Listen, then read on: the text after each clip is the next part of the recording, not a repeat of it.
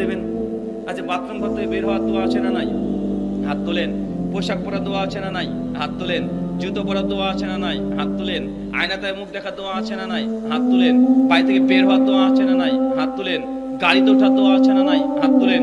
বাজারে প্রবেশের দোয়া আছে না নাই? হাত তোলেন। কয়েকশো জায়গায় আপনিও চাচা দোয়া করেন, আপনিও হাত তোলেন না, তো আপনার মাথায় কে ঢুকিয়েছে এটা?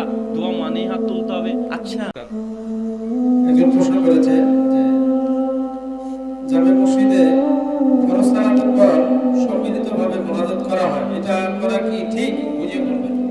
নামাজের পরে সম্মিলিত মুনাজাত করা হয়, এটা কি জায়েজ না না জায়েজ? এটা সুন্নাত না বেদাত?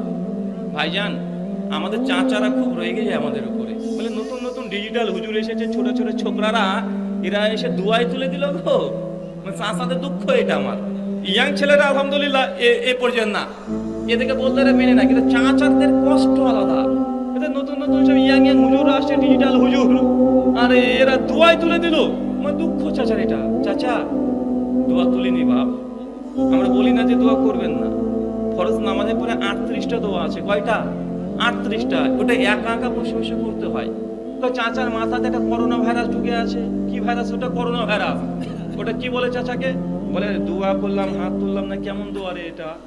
আর দোয়া করলে তো হাত তুলতে হবে, হাত না তুললে দোয়া হয় নাকি? ভাই, সমাজে প্রচলিত আছে না নাই যে দোয়া করবো হাত তুলবো না? চাচা, দোয়া মানে হাত তোলা নয়। বুঝতে পারছেন কি? দোয়া মানে কি? হাত তোলা নয়। দোয়া করার 3টে পদ্ধতি আছে। কয়টা?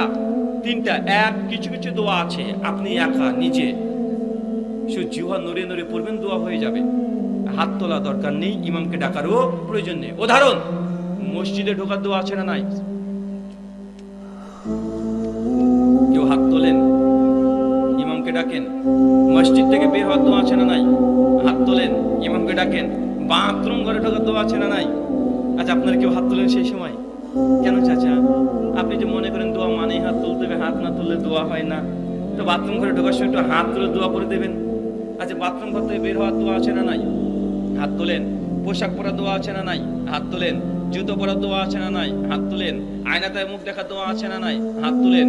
বাড়ি থেকে বের হওয়ার দোয়া আছে না নাই? হাত তোলেন। গাড়িতে ওঠার দোয়া আছে না নাই? হাত তোলেন।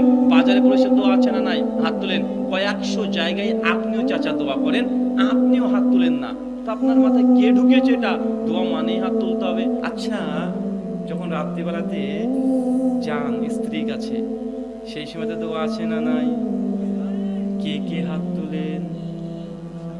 হ্যাঁ, এক কাজ করবেন, যে হুজুর বেশি দোয়া নিয়ে বাড়াবাড়ি করছে না, রাত্রি 12টা পরে হুজুরকে ঠান্ডা মানে ডেকে নেন, হুজুর তাড়াতাড়ি বাড়ির পেছনে আসেন। কেন?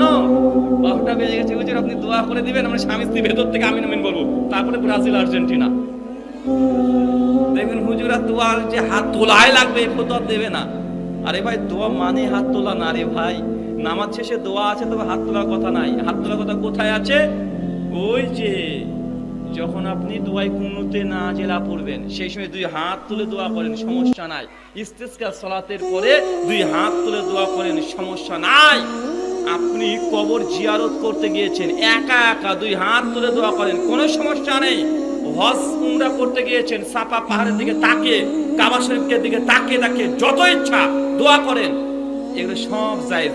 38টা জায়গা আছে যেখানে 2 হাত তুলে দোয়া করা যায়।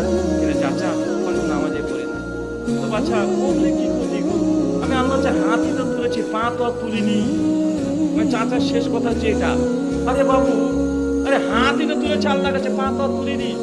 চাচা, এই যুক্তি যদি হয় কেউ পায়খানা করে ঢোকার সময় হাতই তুলবো, পা তো আর তুলবো না, আপনি কি বলবেন জায়েজ? বলবেন না। কেন বলবেন না?